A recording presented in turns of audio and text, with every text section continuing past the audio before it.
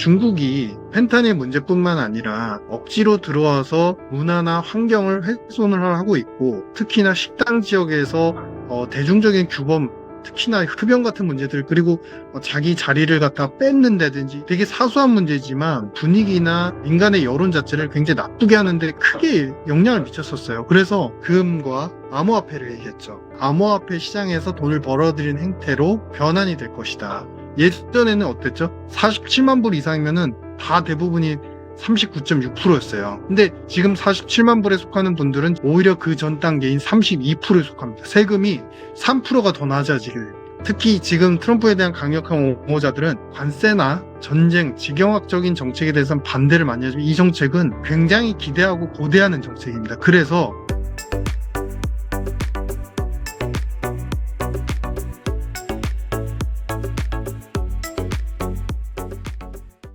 현재 트럼프의 관세 관련 정책은 어떤 것이 있을까요? 지금 트럼프는 외부적으로 봤을 때 이제 관세 전쟁에 대해서 굉장히 좀 과격하고 그 방향이 합리적이지 못하다라고 해서 내국 내에서도 트럼프에 대해서 잘한다라는 지지율이 급속도로 떨어지고 있다 이렇게 묘사가 되고 있습니다. 그런데 우리가 여기서 좀 정확히 하셔야 될 부분이 있습니다. 즉 우리가 중도의 성향이 있었고 트럼프에 대한 강력한 지지자가 있었는데요. 지금 그 지지도를 보면 국정 운영에 대한 지지도를 보면은 사실 그 당시에 트럼프에게 투표를 했지만 강력한 지지자가 있고 그다음에 중도이거나 아니면은 약간은 좀 떨어지는 지지자들, 그러니까 상당한 트럼프 옹호자들과 그렇지 않은 사람들 사이에 정책에 대해서 트럼프가 잘하고 있다 못하고 있다 그 편향성이 상당히 많습니다. 즉 지금 트럼프에 대해서 강력한 옹호자들 같은 경우는 그전부터도 사실 99%의 지지를 보내고 있었는데 현재 지지도가 최근 들어서 사실 4월, 5월 가까이 들어서면서 96%까지 하락한 건 맞습니다. 근데 그 정도가 3%에 불과한 상태이고요. 다만 중도이거나 아니면 그 외의 분들, 그러니까 다른 이제 해리스를 지지했다가 다시 트럼프로 왔던 그런 분들 같은 경우는 정책을 잘못하고 있어요. 왜냐하면 민주당 정책에 대해서 비교해 봤을 때 너무나 반대되는 성향들의 정책들이 많거든요. 예를 들면 관세를 크게 부과하고 사실상 그전에 안 했던 러시아에 대해서 지금 작년도부터 금융 제재를 갖다가 완화한 상태인데 그 상태를 유지를 하고 있어요. 그러니까 러시아를 갖다 미국 편으로 이끌어오기 위한 당근, 미끼 전략을 계속 시행하고 있죠. 그러면서 반대로 무엇을 하고 있죠? 바로 얼마 전이었죠. 바로 얼마 전에 트럼프는 러우 전쟁을 종전 협상을 하겠다. 그런데 거기에 대해서 뭐라고 주장을 하죠? 바로 크림반도 병합과 우크라이나의 남동부 영토에 대해서 러시아에 반항하는 것을 인정을 해라. 그런 조건으로 휴전, 종전을 압박을 했습니다. 즉, 이 조건으로 전쟁을 종식시키고 만약에 우크라이나가 이걸 받아들여지지 않는다면 더 이상 미국의 지원을 안 하겠다. 미국이 우크라이나 전쟁 지원을 안 하겠다. 이런 입장을 표했죠. 그러니까 당연히 그런 상황에서 이것에 대해서 그 전에 중도이거나 아니 히스패닉 이런 분들은 많이 지지를 하고 뽑긴 했지만 다민족 국가에서 사실은 이런 부분에 대해서 너무 반향적으로 트럼프 위주로 그리고 러시아는 그 전에 전쟁 범죄 국가로 묘사가 됐었잖아요. 근데 이 국가가 결국에 원하는 걸 얻고 끝나는구나 이런 표현에 대해서 사실은 많은 분들이 민주당에 약간 지지도가 있는 분들 같은 경우는 굉장히 반대를 할 수밖에 없는 것이죠. 이런 전반적인 관세와 이런 전쟁에 대해서 그리고 이런 지정학적인 정책에 대해서 반대를 하고 있는 분들이 급속도로 늘어나면서 전체 지지율이 가중평균하면 낮아지는 것 같지만 여전히 앞서서 보신 바와 같이 트럼프에 대한 강력 옹호자들은 여전히 높은 지지율, 95% 이상 지지율을 계속 보내고 있는 상태다라는 것입니다. 그러면 이런 것들이 과연 얼마나 미국 내에서도 얼마나 효과가 있을지를 우리가 좀 점검을 해 보셔야 되는데요. 지금 전 세계적으로 봤을 때, 그리고 우리나라 국내에서도 사실상 트럼프의 정책에 대해서 굉장히 비난이 많고, 50만 명 정도 이상의 어떤 그 저항? 시위가 있으니까 트럼프는 뭐 탄핵을 당할 수도 있다, 굉장히 힘들 것이다, 이렇게 표현이 되잖아요. 근데 실질적으로는 트럼프는 그 강한 결속력과 강력한 지지자들 입장에서 5월에 들어서는 이제 새로운 세금 감면과 내수 부양 정책을 실시할 예정이 있습니다. 즉, 지금 세금 감면, 우리가 TCJA라고 하는 정책에 대해서 제가 계속 누차 강조를 해드렸는데요. 일각에서는 한국에서 국내적인 성향으로 분석하신 분들은 이 세금 감면 제도가 과연 2017년도에 시행이 됐고 이제 만기가 곧 도래를 하니까 앞으로 10년, 이제 25년 말에 만기가 도래를 하거든요. 그러니까 10년 연장하는 거 말고 그거 뭐 딱히 뭐 있어? 똑같은 거잖아. 라고 생각을 하세요. 근데 잘못된 겁니다. 이게 세금 감면이 얼마나 강력하냐면요. 그전에는 소득 수준을 보시면 그전에는 이제 그 다가구를 기준으로 했을 때 이제 부부 합산으로 했을 때 연간 소득이 18,000불 정도면 10% 세율을 줬습니다. 소득세율을. 근데 이게 25년도에 들어서 어떻게 연장이 되냐면요. 상위 소득이 23,000불, 거의 5,000불, 5,000불 이상의 높은 수준의 분들까지도 10% 세금을 부과하게 돼요. 이걸 보시면요. 다 늘어납니다. 지금 원래는 75,900불까지만 연소득이 있을 때 15% 세금을 부과를 했었는데요. 이게 어떻게 늘어나면 96,000불 수준의 분들까지도 15%가 아닌 그걸 또 깎아서 12%로 감액을 해줍니다. 그리고 고소득으로 가겠습니다. 그전에는 47만 불 분들까지만 35% 세율, 좀 높은 세율을 받았습니다.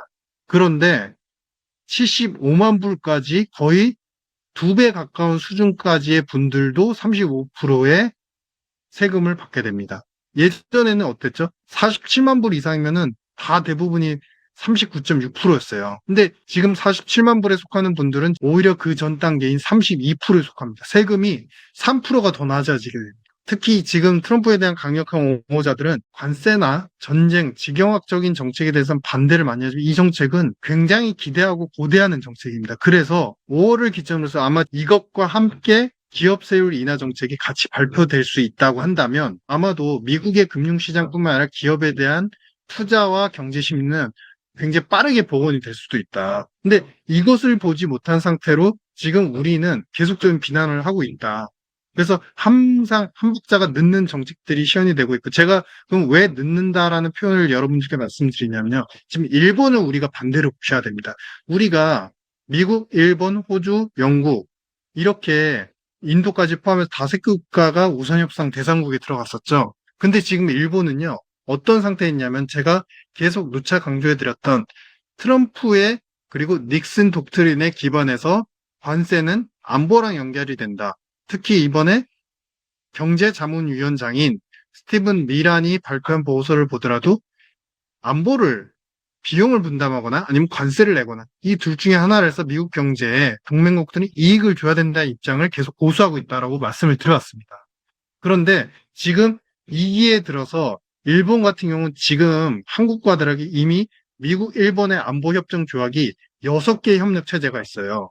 그런데 그 협력 체제에서 지금 트럼프는 그것도 불만이 일정 부분 일본이 방위비와 관련된 분담금을 많이 내고 있거든요. 근데 그것조차도 불만이 있기 때문에 안보조약, 양국의 안보조약 5조에 따라서 미국의 입장에서 더 추가적인 준비와 비준 투자를 하여라 라고 주장을 했고 그걸 그대로 받아들여서 방위조약 6조를 근거로 해서 일본 같은 경우는 추가 비용, 특히 미국 군사시설과 관련되는 시설물에 대한 투자를 일본이 분담할 것을 약속을 했습니다.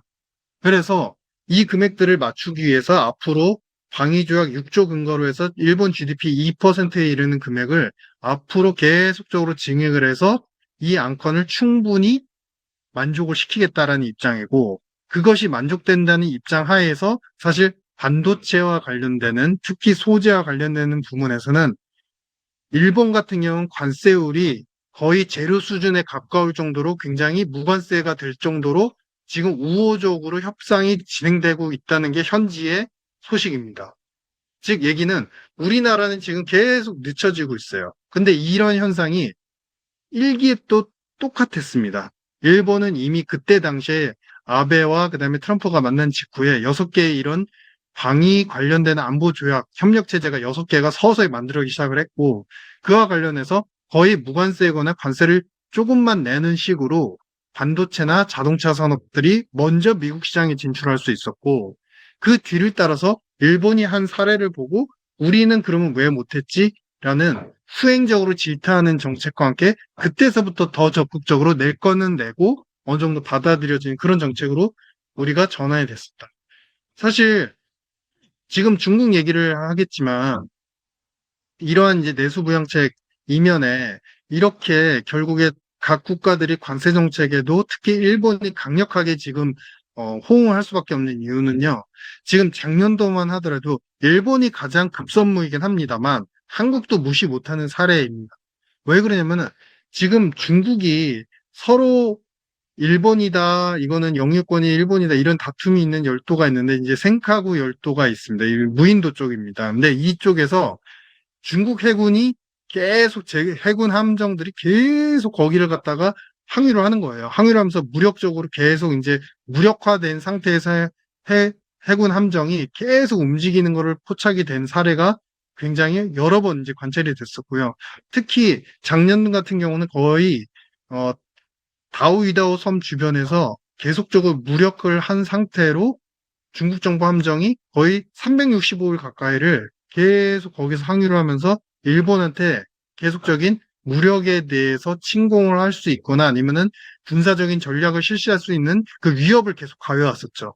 근데 그 위협이 당장 일본의 영토와 관련되는 부분에서 시행이 됐지만 그게 사실 우리의 안보적인 위협하고 또 그렇게 크게 연관성이 없지 않습니다. 연관성이 있다는 얘기죠. 그렇기 때문에 일본 같은 경우는 이거를 먼저 구체적으로 간파하고 협상에 빠르게 돌입을 하고 있는 상태고, 그러면 지금 이런 상태에서 우리가 이 도표에서 보시는 바와 같이 세금 감면과 관련돼서는 지금 일부 우리가 수정할 논의되는 수정 사항이 있긴 합니다. 뭐냐면 지금 75만 불 이상의 분들 있잖아요.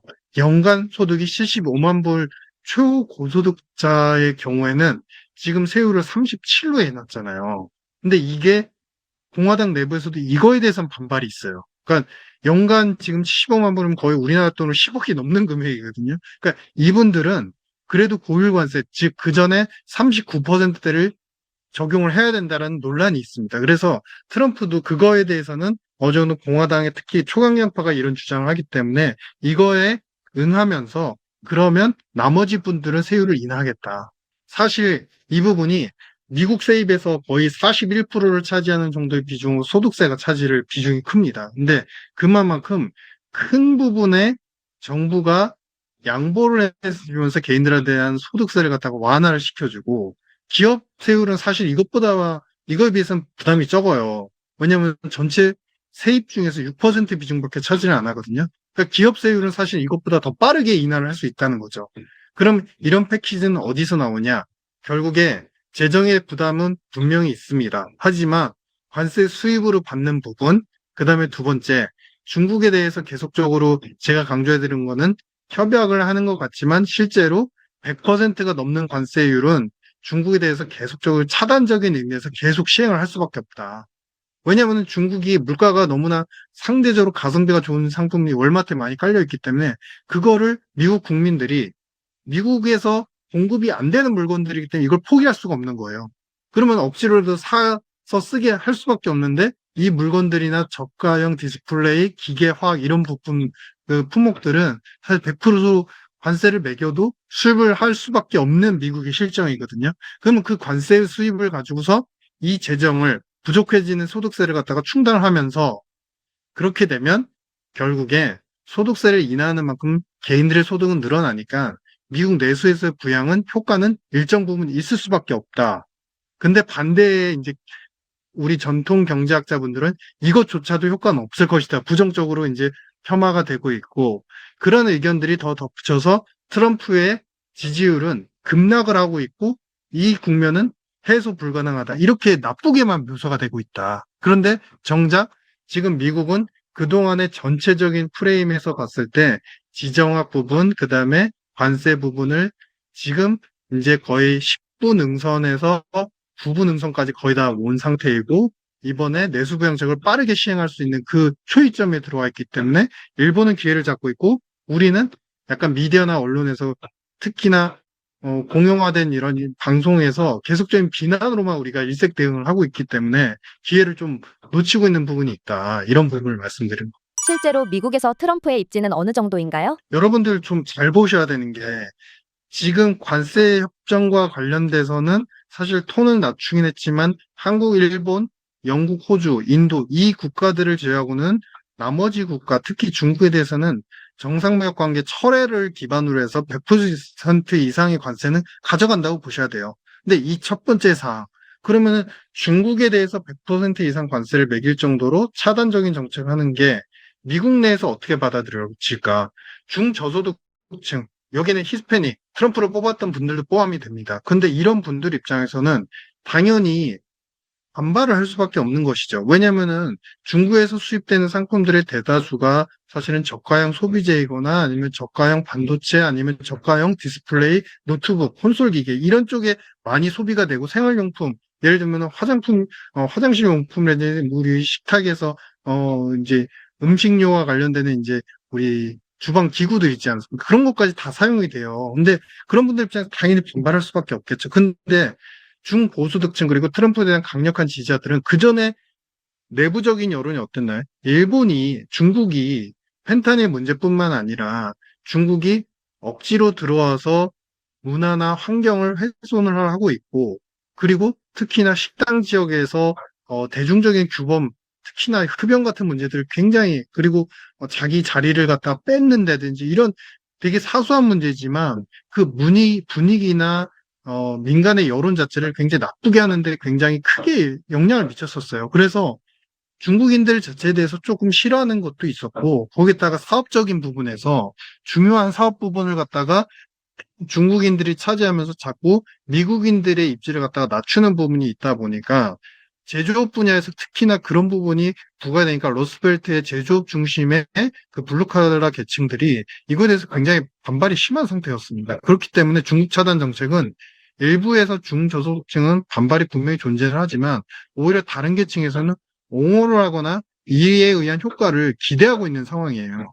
바이든 정부 때도 마찬가지였습니다. 중국 차단 정책에 대해서는 여론적으로 봤을 땐 초기에는 이게 너무 과격하다라는 표현도 있었지만 갈수록 더 그것에 대해서 지지하는 세력들이 많아졌던 상황이고요. 두 번째, 우리가 또 지정학 쪽을 한번 보셔야 되는데 이 지정학을 보시면은 바이든 정권 때 사우디가 어느 편에 서게 됐죠? 중국 편이었죠. 그러다 보니까 원자재 관련돼서 특히 에너지와 관련돼서 미국이 컨트롤할 수 있는 능력이 현저하게 떨어졌고 그것 때문에 에너지발 인플레이션이 부각이 됐었습니다. 거기에 핵심은 뭐냐면 사우디에게 약속했던 공격용 무기 판매를 갖다가 바이든 정부에서 일방적으로 금지를 했어요. 왜냐면은 이것을 사우디도 이 그림 도표에서 보시면은 지금 최근에 부각됐던 전쟁 포함해서 우크라이나 전쟁 포함해서 가자 지구에서 계속 일어나는 문제들, 그 다음에 이란 혁명 수비대부터 시작해서 후티 반군 뭐 여러 가지 그 동맹 세력들, 그 다음에 미얀마, 수단, 그리고 그 외 서부 아프리카 지역들 이런 지역들, 중동 전체에 아우르는 지역뿐만 아니라 그 근처에 있는 지역들에서 분쟁과 리스크가 계속 부각이 되고 있어요. 그러면 종주국이었던, 중동에 아무리 종주국이었던 사우디 하더라도, 사우디도 위협이나 우리도 지켜야 되겠다는 입장을 굉장히 보호태세를 필요성을 느끼지 않겠습니까? 당연히 그런 상태였는데, 일방적으로 일부 이제 예멘 전쟁에 대해서 민간인 사상자를 냈다는 이유 때문에 바이든 정권에서 무기 판매를 금지를 했어요. 근데 이거를 최근에 트럼프가 다시 보고를 시키고 있죠. 천억 달러 넘는 정도로 로키드 마틴의 C-130 수송기 포함해가지고 미사일이나 레이더를 공급하겠다. 그러니까 사우디를 계속 자기 편으로 몰입을 시키는 거예요. 자기 편으로 이끌어오고 있고 이 지정학은 그러면 어떻게 편승이 되느냐. 러시아까지 최근에는 회의 정책으로 물론 표면적으로는 계속 제재를 하겠다라고는 하지만 당근을 주어지고 있잖아요. 영토에 대해서 인정을 해주는 입장으로 그 전과는 다르게 완전히 바이든 정권과 완전히 다른 정책을 취하고 있지 않습니까? 그만큼 중국 편에 썼던 사우디, 애매모호한 입장을 보였던 사우디 그리고 대놓고 중국 편을 섰던 러시아까지 끌어들이고 있는 상태. 그런 것은 무엇으로 이어지느냐? 결국은 중동뿐만 아니라 중국 블록에서 편을 섰던 국가들을 미국의 컨트롤 영역에 둠으로써 에너지 가격을 통제할 수 있는 권한의 범위가 다시 복원이 되고 있다. 그러면은 내국에서 관세 정책에 대한 불만감은 상당히 많았지만 중국 차단에 대한 그런 어느 정도 호응은 분명히 있었던 것이고, 그동안 바이든 정권에 잃었던 국가적인 전 세계적인 컨트롤 능력의 그런 능력의 범위들은, 지정학적인 능력의 범위들은 다시 미국에 복원이 되고, 그런 상태에서 어느 정도 효과를 보고 있는 상태에서 지금 미국 정부 내부적으로는 연방정부의 BRCP를 완화를 통해서 상업은행 대출을 공격적으로 할 수 있는 정책들을 지금 계류 중에 있습니다. 거기에 앞서서 말씀드린 세금 감면과 일자리 창출의 GDP 기여도는 예전에 의회 예산처에서도 분석한 결과 최소 0.7에서 GDP 0.7에서 0.7을 높이는 0.6에서 0.7을 높인 효과가 있었다. 이렇게 분석이 되고 있습니다. 그만큼 지금 이런 세금 감면 정책들이 나오게 된다면 앞으로 추가적으로 미국 내에서 트럼프의 입지는 더욱 공고해질 가능성이 오히려 큰 전환점에 있는데, 우리는 관세 정책에서 표현된 일부 부정론을 너무 확대 해석하고 오히려 그 기회를 놓치고 있다. 그러면 우리가 여기서 무엇을 생각할 수 있느냐? 사실 지금 트럼프의 지지는 공고하게 여전히 변함이 없고 일시적인 조정이 있을 뿐이고, 앞으로 트럼프가 이렇게 내수부양적인 정책을 한다고 한다면 그동안에 미국은 관세 부담, 불안감, 그다음 미국 내수에서의 경기도 침체를 갈 수 있다라는 불안감, 이게 다 억누르고 있었죠. 근데 그 억눌렀던 심리가 조만간에 머지않아 해소될 수 있는 시점이 다가고 있다.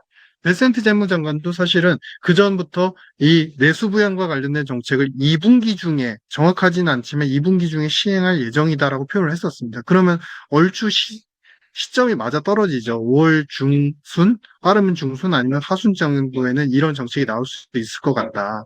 그래서 이런 부분들을 우리 입장에서 너무 해석하게 되면, 첫 번째, 정책적으로 봤을 때 산업 분야에서 특히 미국이 중요시하고 있는 자동차, 그 다음에 의약품, 반도체, 이 분야에서 우리가 수출의 드라이브를 걸 수 있는 기회들이 열리고 있다.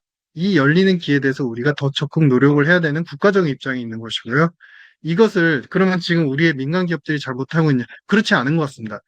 각자 여론이나 언론 분석가들은 편향된 분석을 하지만 기업가들의 입장에서 보면 삼성전자, 하이닉스, 사실 삼성바이오로직스, 그리고 우리가 대표적으로 알고 있는 조선업종까지 포함해서 열심히 적극적으로 잘 이행을 하고 있습니다. 그래서 이 관련 산업들이 한국 내에서 수출 드라이브가 크게 걸릴 수 있는 시점이 점점 다가오고 있고, 우리도 전체적인 국가적 리더십 차원에서도 이에 대해서 적극적인 대응을 해야 된다. 물론 초기에 뺏기는 건 맞지만 미국 시장은 더 크게 열릴 수 있는 여지가 상당히 있습니다. 참고로 지금 세금 감면과 관련된 이슈를, 이 재정에 대한 부담들이 크지 않겠냐? 큽니다. 그래서 트럼프는 내부에서 딜을 하고 있습니다. 소득세로 연간 거의 3조 달러 정도를 갖다가 걷어들이고 있는데, 이거를 많이 이제 축소시키게 되면, 세율을 축소시키게 되면 당연히 재정에 대한 부담이 있죠. 그렇기 때문에 트럼프는 그 전에 의회에 설득을 한 겁니다. 그 대신에 세입을 감면하는 대신에 내가 쓰는 돈을 덜 쓸게, 더 아껴 쓸게. 바이든 때보다 1조 달러 이상을 아껴 써서 4년 동안 4조 달러 이상을 덜 쓸게라고 약속을 했던 것이고, 물론 쉽게 지켜지진 않을 수 있어요. 그렇지만 그거를 갖다가 계속 세금 감면에 대한 이슈는 내수 부양에 너무나 큰 효과를 보이기 때문에 그걸 설득 중에 있는 거고, 참고로 말씀드리자면 지금 세금 감면의 프로그램에는 무엇이 또 들어가냐면요, 세율 인하만 하는 것이 아니라 최저세, 대체 최저세라는 것이 있습니다. 그러니까 고소득 개인이나 기업, 그다음에 부동산 관련되는 거래를 할 때 일정 부분 소득이 넘어가면요, 최소 금액의 상단의 세금만 내게 되는 거예요. 아주 쉽게 예를 들어 드리면, 이제 부부 공동 재산이 있는데 AMT라고 하는 대체 최저세 그 면제를 받게 되면요, 예를 들어서 신고한 재산이, 예를 들어서 뭐 20만 불 이상의 소득이 발생을 했다라고 하는 경우에는 13만 7천 불에 대해서만 세금을 내고 그 이상은 그냥 면제를 해주는 겁니다. 그래서 이런 부분들, 그리고 추가적으로 봤을 때 우리가 이제 그 장기 공제라는 게 있어요. 그러니까 표준 공제가 있는데 뭐냐면은 일정 소득에서 소득을 갖다가 최초에 신고를 할 때 이만큼은 소득을 공제해주고 나머지 소득에 대해서는 세금을 매긴다. 이런 공제 제도까지 있어요. 그러니까 사실은 세율 인하뿐만 아니라 최저세가 있고 대체할 수 있는 최저세가 있고 공제 제도가 있고 이 세 가지가 있죠. 근데 우리가 우리 국민, 우리의 입장에서 생각해볼게요. 이렇게 세율이 이런 큰 틀에서 세 가지 폭으로서 인하가 되면 실효세율은 많이 떨어지겠죠. 그 느끼는 중산층 분들의 대다수의 분들이 너무나 이 세금이 낮아졌구나라고 느끼겠죠. 근데 그것에 대해서 과연 반발이 강할까요? 물론 재정에 대한 부담들은 계속 가져갈 수 있어요. 그것은 트럼프가 비합리적이고 잘못된 방식이지만 돈을 쓰지 않겠다. 그 대신에 그 쓰지 않는 만큼 사업은행들의 대출로 더 부각을 시키겠다. 그만큼 돈을 더 돌게 하겠다. 대출로. 그 다음에 또 한 가지는 지금 관세 수입, 그리고 마지막 하나가 뭐가 있죠? 미란 보고서에 나오죠. 이 부분을 감당하기 위해서 동맹국들이 영구채를 사줘야 된다. 이렇게 얘기를 하죠. 그러니까 이런 부분들이 우리한테는 또 여전히 불합리하게 느껴질 수 있어요. 그러면 우리는 또 그거에 대해서 갑론을박 분석을 하고 이 0%짜리 영구채를 우리 보고 사라고? 이거는 영국 제국주의 시대에나 있었던 법안이야. 맞습니다. 영국 제국주의 시대에 있었어요. 스털링 블록 때만 있었어요. 근데 그거를 함으로써 내수가 커지는 미국 시장에서 팔 수 있는 기회의 역량을 또 한번 우리가 다소나마 일본보다 늦춰지게 되면 놓칠 수 있다는 불안감이 있고 현실에 적응해서 우리가 미국 블록에서 벗어날 수 없다면 그 기회는 잡아야 되는 시점이 점점점 다가오고 있다. 이런 이제 판단인 것입니다. 트럼프는 현재 관세 문제를 어떻게 개선할까요? 트럼프의 계산법은 당연합니다. 그게 서메이션이 매칭이 정확하게 되진 않을 거예요. 절대로 재정이 부족한 부분을 일부 관세로 메꾸고 그 다음에 영구채를 강매해서 즉 채권을 많이 팔아가지고 그걸로 하겠다는 입장이고 근데 그 금액이 예를 들어서 세수가 이것 때문에 2조 달러 이상 부족해진다고 하면은 2조 달러를 다 메꾸지 못할 겁니다. 왜냐하면은 관세는 정확히 말하면 트럼프 정부는 뭐라고 분석을 하고 있냐면 외국에게 매기는 세입이다. 수출국에 매기는 세입이다라고 표현을 하지만 이거는 상품에 매겨지는 세금일 뿐이에요. 쉽게 말해서 100원짜리 하나를 살 수 있는 소비자들이 관세가 매겨지면 140원이 되거든요. 근데 그 40원을 이거는 정부의 수입이 된다. 이렇게 표현을 하고 있죠. 그러니까 그 관점은 사실상 로지컬하게 분석하면 트럼프의 분석은 사실 맞지 않아요. 근데 어쨌든 그 돈을 충당할 수 있다라는 그런 입장에 있고 그 입장에서 더 나아가서 부족분은 영구채를 판매하면 된다. 근데 영구채도 당연히 이게 0%로 영구채라는 건 뭐냐면 채권이 그전에는 3%, 4%라는 이자율이 있었잖아요. 근데 이자율 없이 그냥 무조건 돈을 맡기게 되는 구조예요. 그러면 맡기게 되면 그게 돈을 영영 못 찾는 돈이죠. 근데 그거를 왜 맡기라고 하느냐? 그거 맡기는 대신에 그러면은 우리가 재정으로 잘 쓸 수 있고 경기가 살아나잖아. 그러면 이 미국 시장에 와서 상품, 너희들이 잘 파는 수출 상품을 잘 판매를 해. 그거에 이득을 줄게라는 입장인 겁니다. 그러면은 어떻게 보면은 단기에 영구제에 대한 판매도 부담이 분명히 되겠지만 그것을 딛고서 시장을 갖다가 어느 정도 조금 잠식하거나 기회를 포석하게 되면 또 장기적으로 보면 또 해당 산업이 살아날 수 있는 그런 부분들에 대한 고민이 일기 때도 우리가 이렇게 관세와 관련되는 협정과 그 딜에 있어서 협력에 있어서 우리가 좀 손해보는 그런 부분 때문에 약간 협정이 늦춰지면서 우리가 기회를 좀 빨리 못 잡았지만 17년도에 빠르게 이제 관세 협정을 마치고서 투자금까지 약조를 했던 일본 입장에서는 17, 18년도 들으면서 이 미국이 만들어 놓은 그 당시엔 빵 중심으로 했던 반도체의 빅사이클에서 가장 큰 효과를 봤던 그런 사례가 있었던 미국 증시는 다시 상승할 수 있을까요? 이 시점이 이제 발표되는 내수부양 세금 감면 정책이 언제일지 모르지만 5월 중이라고 판단을 한다면 이제는 시장에서도 이 얘기가 미국 내부에서는 이미 퍼져 있기 때문에 이제 시장 자체에 대한 불안정성은 관세로 인한 악영향이 최고조로 나쁘게 미쳤던 부분은 이제 지나가고 있다라고 평가가 되고 그전에 우리가 사실 어떻게 보면은 미국 시장에 이렇게 과격한 조정이 왜 왔을까 생각해 보시면 단순해요.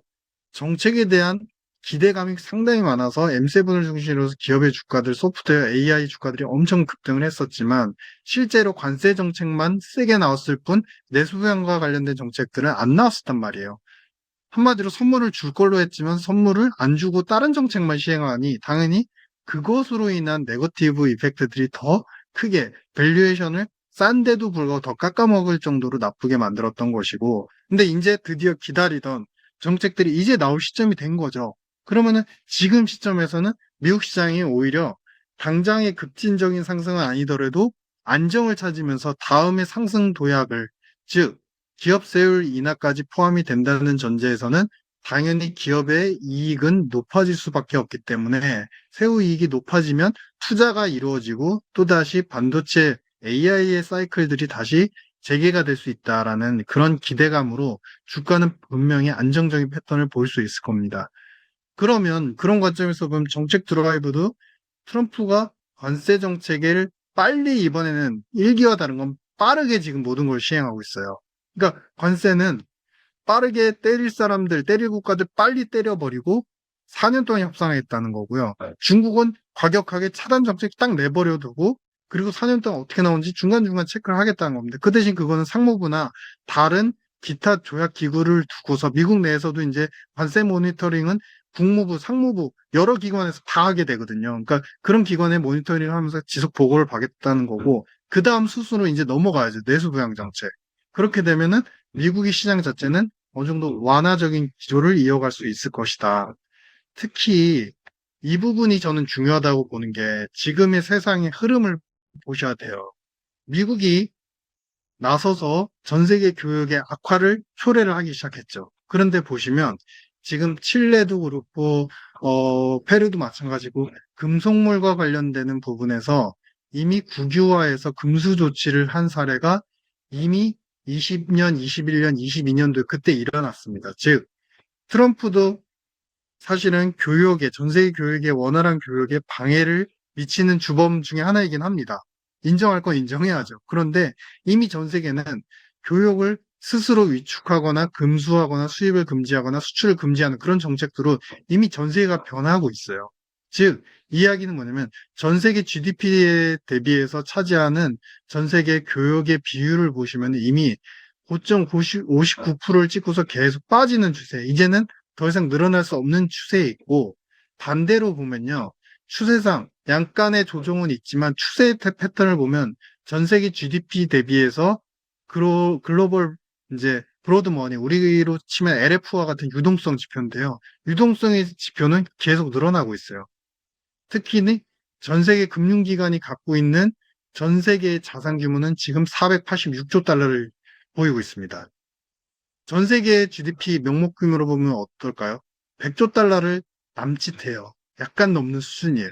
그러니까 거의 4배 가까운 수준이 금융으로 다 이루어지고 있고 그러면 그런 상황에서 미국이 또 상업은행의 대출 풀기, 그다음에 세금 감면으로 인한 내수 부양 이런 것들이 맞물려지면 금융기관들이 그동안 해치워하고 굉장히 좀 투자를 꺼려했던 미국 시장에서도 다시 한 번의 기대 심리와 함께 붐업이 일어날 수 있고 그것은 결국에 전 세계에 있어 일어나는 저는 이제 중요한 카테고리가 금융화의 세계다라고 표현을 하거든요.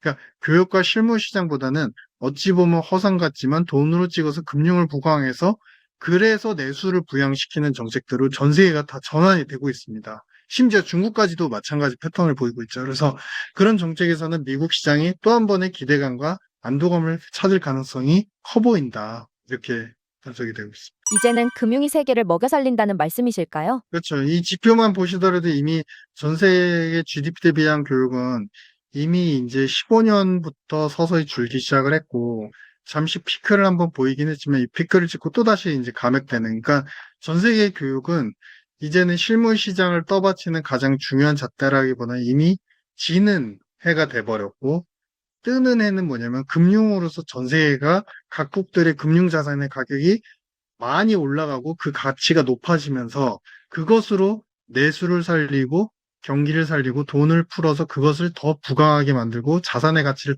더 높여서 가게가 돈을 더 많이 쓰게 하는 그런 시대로 지금 전환이 되고 있는 시점이기 때문에 비단 이게 트럼프가 촉발하는 건 맞습니다.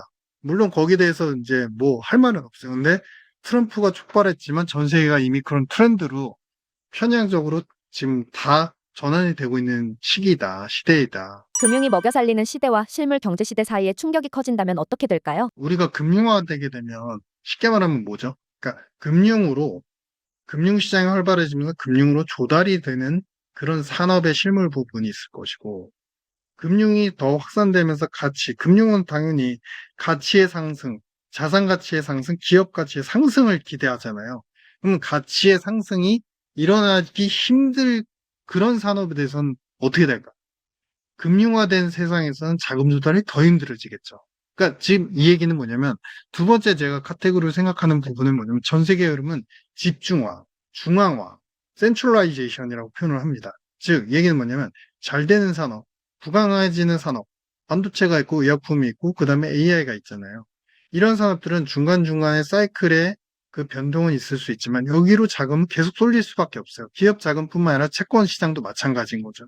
회사채도 마찬가지인 거고 집중이 되지만 전통 산업들, 우리가 소위 얘기하는 철강이라든지 비철금속 이런 산업들은 물론 기본적인 자동차에 대한 수요가 있기 때문에 자동차 수요 속에서 그 산업이 완전히 쉽게 죽지는 않지만 그 외에 화학이라든지 인프라라든지 섬유, 의류와 관련되는 부분들 아니면은 우리가 3D와 관련된 산업들 이런 부분들은 전 세계에서 지금 예를 들면 3D 같은 경우도 우리 3D 프린팅 산업이 굉장히 처음에 부각이 됐지만 이제는 AI가 나오고 자동화되고 그것이 AI와 자동화가 결합이 되는 산업 사이클로 들어가게 되면 사실 필요가 없게 돼요.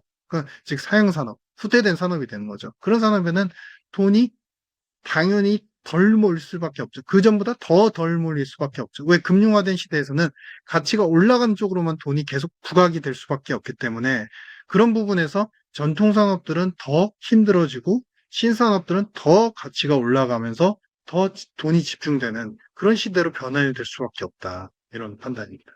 투자자들 입장에서는 미국 증시 포트폴리오를 늘리는 게 좋은 걸까요? 미국 같은 경우는 이제 정책에 대한 기대감들이 서서히 표출이 될 수 있기 때문에 뭐 물론 상승하는 패턴에서 따라살 필요는 없겠지만 어느 정도 조정을 보이거나 포트폴리오상 어느 정도의 안정세는 보일 수 있기 때문에 지금부터는 소규모로 조금씩 나눠서 하는 것도 나쁘지 않다고 생각을 하고 있고요. 근데 앞서도 말씀드렸지만 우리가 한국이 일단 일본 못지않게 더 적극적인 대응을 할 수 있고 대선 이후에도 새로운 전략적인 협의가 이루어질 수 있다는 전제에서 사실 한국의 강한 산업들 뭐가 있죠? 지금 이미 의회에서 트럼프 의회 연설에서도 마찬가지였고 계속 러브콜이 오고 있잖아요. 지금 첫 번째 반도체, 그 다음에 의약품, 그 다음에 세 번째 조선, 그 다음에 마지막 네 번째는 또 뭐가 있죠? 우리의 LNG와 관련된 자원 탐사와 관련된 원전과 관련된 새로운 에너지 체계에 대한 러브콜들도 이루어질 수 있는 상황이죠. 이런 여건을 봤을 때 한국 시장에 대해서 지금은 조정을 많이 보였고 그럼에도 불구하고 현재까지 이익으로는 권리의선상 그렇게 싸지 않다라는 의견도 있지만 중요한 건 앞으로 한국도 일본 못지않게 미국에서의 큰 시장을 선점해 나가는 큰 기회를 맞을 수 있다. 그래서 한국에 대해서 특히 이런 탑 5 혹은 탑 4 이 중요한 산업군들에 대해서는 투자를 집중하시면은 중요한 성장의 패턴에서의 큰 기회를 얻으실 수도 있다. 참고로 말씀드리자면 중국에서의 이 해당 산업에 대한 러프콜도 지속적으로 일어나고 있고 그렇기 때문에 중국이 지금 하는 정책 중에 하나는 계속적으로 자기 편을 또 끌어모으기를 하고 있죠. 내수에서는 돈을 풀고 있고 그리고 동시에 한국에도 러브콜을 보이고 있고 또 그 이유 중에 하나는 BYD라고 하는 자동차를 우리나라 시장에서 판매해서 우리나라 시장을 잠식하고 뭔가 획득하기 위한 좀 먹기 위한 그런 전략적인 스탠스가 보이고 있는데 그를 위해서라도 그들은 계속적으로 한학령을 완만하게 계속 해제를 하면서 정책적으로 계속 드라이브를 걸고 있습니다. 즉 우리 입장에서 물론 장기적인 입장으로는 어떤 게 우리한테 손해가 덜 미치고 이익이 될까? 우리는 철저히 계산을 해야 되지만 현재 시점으로 봤을 때 우리가 분명히 양쪽의 러브콜을 분명하게 받고 있다. 우리의 투자 시장도 이것을 곧 반영할 수 있을 것 같다. 한국 시장이 오히려 더 매력적인 부분이 많다. 이렇게 판단이 되고 있습니다. 한국 증시는 어떤 걸 주목해야 할까요? 지금 우리 이제 대선이 끝나고 나서 이제 적극적인 리더십을 발휘하고, 그 다음에 미국과의 협약이 잘 된다는 전제. 그 다음에 두 번째는, 우리가 지금 이제 하반기에는 추경을 갖다가 12조 원 이상 할 수 있는 그런 여건이 곧 도래할 것이라고 보고 있고, 그 다음에 세 번째는 이제 이러한 협약과 무관하게라도 현대차, 삼성전자, 하이닉스, 그리고 이제 삼성바이오로직스 같은 그런 대규모의 큰 기업들이 계속적으로 미국 시장에서 판매를 위한 자체적인 협약에도 잘 돌입한다라는 전제에서 본다면, 지금 관건은 외국인이 우리나라에 대한 투자를 아직은 적극화하고 있진 않아요. 하지만 이러한 세 가지 포인트들이 잘 맞아 떨어진다고 한다면, 저는 지금 높은 환율도 다시 1,300원대 중후반까지 빠르게 떨어질 수 있다라고 생각을 하고 있고, 그런 환율의 변화 트리거 속에서 외국인들이 적어도 일별로 봤을 때 5천억 이상, 우리의 유가 증권 시장에서 현물 시장 5천억 원 이상 사는 그런 측면들이 조만간에 목도될 수 있을 거라고 생각합니다. 5월 중하순이라도 그거는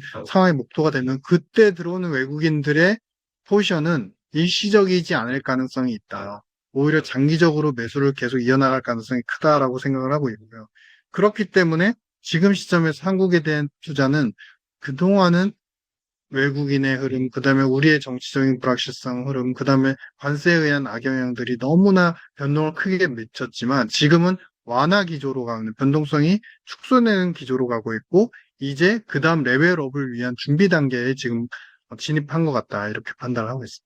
금과 비트코인 투자 어떻게 생각하시나요? 이거는 사실 너무나 힌트가 새롭게 쉽게 나와 있는 부분이라서 미란보고서에 답이 다 나와 있습니다. 그러니까 미란보고서에서 이야기하는 즉슨 뭐냐면, 계속 강조를 하죠.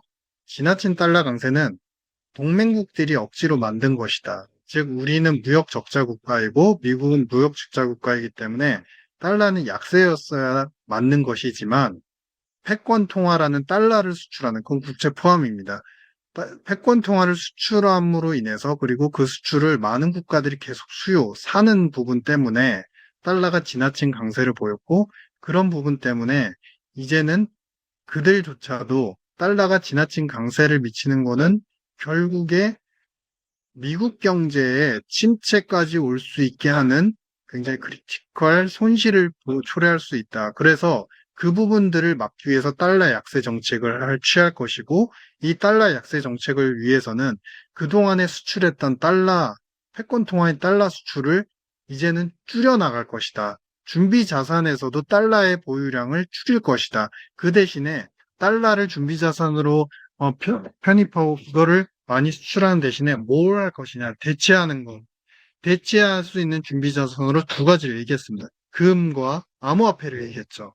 즉, 여기에서 암호화폐 시장은 저는 이제 새롭게 필 것이다라고 판단을 하고 있고, 그러면은 금 대신에, 그리고 달러 대신에, 금은 중국이 지금 많이 매입을 하면서 중국이 그 시장을 거의 점식하다시피 해나가고 있죠. 그러면 미국 입장에서는 금을 더 많이 사들이고 그거를 준비자산으로 팔고 이런 행태는 보일 가능성이 적다라고 생각합니다. 오히려 암호화폐에 더 집중할 가능성이 있고, 더 구체적으로 표현한다면 단순히 비트코인이 아니라 미국이 중심이 돼서 미국 정부가 발행하는 주체가 되어서 스테이블 코인을 발행할 가능성이 있고, 그 스테이블 코인은 미국의 현물화된 달러가 아닌 디지털 달러와 같은 유사한 기능으로서 이것이 판매가 되고 그것으로 돈이 벌려들여지고, 그 돈으로 미국이 갖고 있는 부채를 녹이는, 즉 발행의 주체는 동일하지만 방식이 달라짐으로 해서 암호화폐 시장에서 돈을 벌어들이는 행태로 변환이 될 것이다. 만약에 그렇게 해서 초기에 암호화폐를 발행하고 그 시장이 커진다고 한다면 당연히 암호화폐 전체 시장은 좀 더 붐업될 수 있을 겁니다. 그런데 그 기간이 상당 기간 일어난 이후에는 그들은 결국 그 암호화폐를 축적하고 발행하고 축적해서 그거를 또다시 판매를 해서 이자를 낮추는 입장에 더 집중을 하고 있기 때문에, 그 적정한 시기에 상승 시기가 온 뒤에는 오히려 암호화폐 시장이 하락하는, 미국의 물량이 때문에 하락할 가능성까지도 우리가 타임별로 예상을 해볼 수 있을 것이다. 이렇게 판단을 하고 있습니다.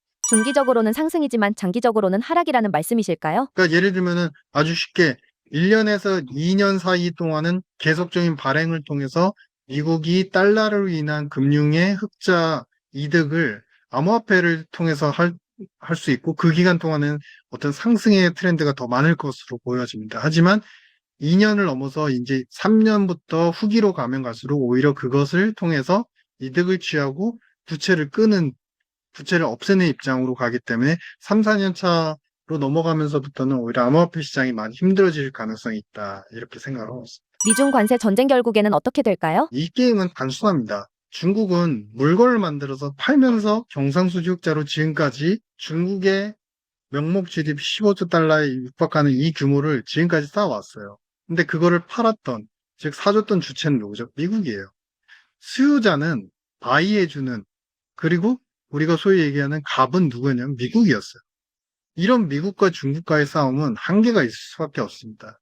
지금까지야 중국 역시도 핵심적인 크리티컬한 산업, 예를 들면 반도체는 이미 그쪽에서 많이 사오는 것을 못하고 있고, 특히나 중국 입장에서 또 중요한 배터리나 이제 귀금속 아니면은 이제 우리가 시토리와 관련된 광물 자원들은 중국이 많이 보유하고 있기 때문에 거기서 손실이 덜 하다고는 하고 있지만, 예를 들어서 더 나아가서 미국이 잘하고 있는 항공기부터 시작을 해서 중저가형 소비재 제품들, 그다음에 화학과 소재 그런 부분들까지도 중국산을 안 사겠다 할 정도로 관세를 높여버리면 미국도 사실은 더 이상 수요자를 찾기 힘들어요. 그러면 중국은 어떻게 해야 되죠? 그냥 내수 부양으로만 가야 돼요. 그걸 알기 때문에 사실은 대외 수지에 더 기대할 수 없고 미국과의 관계는 더 극단적인 상황까지 감안해야 된다는 거를 시진핑도 알기 때문에 돈풀기를 계속적으로 하는 거고요. 이런 돈풀기를 통해서 그동안에 이제 쌓아놨던 제조업이 약화될 가능성까지 고려를 해서 내수에서 돈을 더 많이 쓰겠다라는 그런 이제 단순한 전략인 거죠. 그것이 부족할 수도 있기 때문에 다른 시장까지도 우리가 찾고 우리 편으로 만드는 그게 한국인 겁니다. 그래서 한국 시장에 자동차 팔려고 저렇게 노력을 하고 테무나 알리를 통해서 어느 정도 친숙하게 만들었고 시장을 계속 들어오려고 넘나들고 있잖아요. 근데 우리나라에서는 알잖아요.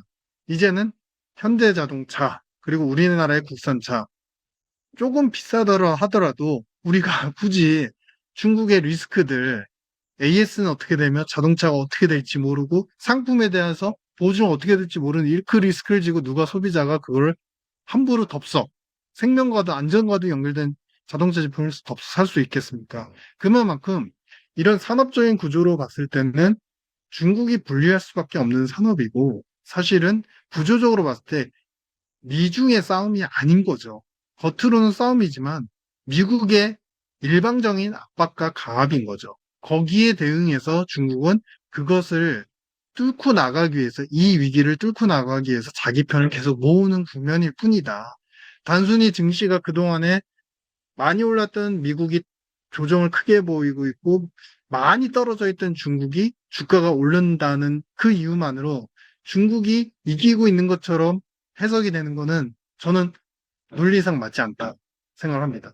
가성비로 치면 우리가 이런 대비해서 돈 들인 거 대비해서 효과를 본 거는 딥시크가 우수한 건 맞습니다. 당연히 그리고 화웨이도 반도체에 대해서 이제 집중 능력도 많이 높아지는 것도 사실인 거고요. 근데 관건은 미국의 이제 AI 소프트웨어 체계와 반도체 체계를 보면 항상 1.5세대에서 2세대 정도는 갭이 계속 나고 있어요. 미국이 계속 앞서고 있고 중국은 계속 뒤서서 따라가는 중인 거예요. 이런 국면에서 과연 정책적으로 누가 이길 것이냐, 누가 미중 싸움으로 이제 표현을 하던 이건 싸움이라고 표현하기도 사실은 체급이 너무 안 맞는다. 이렇게 판단하고 있습니다.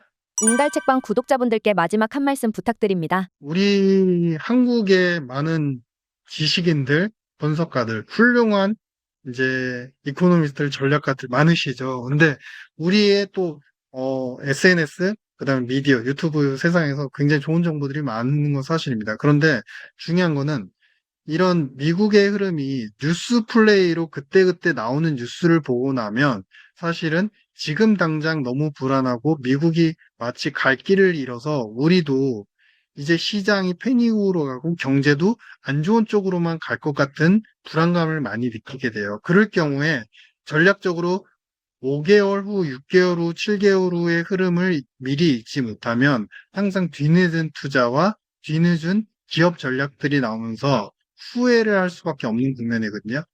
일기 때 느꼈던 17년, 18년도에 갑론을박 FTA 자체가 너무 불합리하게 흘러가고 있다. 한미의 FTA가. 그때의 분위기랑 지금 굉장히 유사합니다. 지금 역시도 미국의 이런 관세 정책과 우리에 대해서 베너핏을 주면서도 줄 듯 하면서도 안보 방위비와 관련돼서 계속 압박을 보이고 있잖아요. 그거는 한마디로 표현해 드리면 일본과 너무 대비되기 때문이에요. 일본은 그에 대해서 수능을 하고 미리 시장을 선점하는 전략으로 이미 바뀐 지 오래이고 한국은 계속 방위비가 너무 과하다. 그 부분은 과하다라는 주장으로 협정 자체가 조금 지연이 되고 있는 거죠. 그래도 다행인 건 뭐냐면 우리의 삼성, 현대 굉장히 훌륭한 기업들이 많잖아요. 이런 기업들이 먼저 나서서 협약을 할 수 있는 방안들 그리고 서로 간에 동조적인 그 기술 협약 체결을 통해서 수주를 받을 수 있는 방안들을 계속 모색하고 있지 않습니까? 그래서 이번에는 한국의 기업들은 굉장히 선제적으로 오히려 더 빨리 잘 뛰고 있다. 그래서 이런 부분들이 항상 지나고 보면은 우리가 그때가 기회였구나라고 생각하지만 지금이 기회의 타이밍에 노출이 되어 있는 것입니다. 그래서 투자의 관점에서도 이미 미국은 중국을 차단하는 부분으로 수순으로 전환이 되고 있기 때문에 그 시장이 생각보다 미국에서 굉장히 커요. 그래서 일본이 그 시기에 반도체와 관련돼서 소재 플러스 장비 부분까지도 일부 장비는 메리트가 없고 그렇게 경쟁력이 없었지만 장비까지도 수출을 소규모로 하면서 미국의 빅사이클에 반도체 빅사이클에서 큰 수혜를 입었었거든요. 그래서 우리도 그런 부분에 지금 삼성도 하이닉스도 잘 따라가고 있는 흐름들이 포착이 되고 중국 시장이 들어가지 못하는 미국의 공백들, 미국인 내에서의 공백들, 그 부분을 중국이 이제 차지하지 못하게 된 공백들을 우리가 메꿔가면서 기회가 올 수 있으니까 일단은 경제적인, 금융적인 관점에서는 1, 2년간은 우리가 큰 기회 이제 노출될 수 있고 그 기회를 꼭 반드시 합리적으로 보십사 하는 영상에서 오늘 내용을 이렇게 정리하도록 하겠습니다.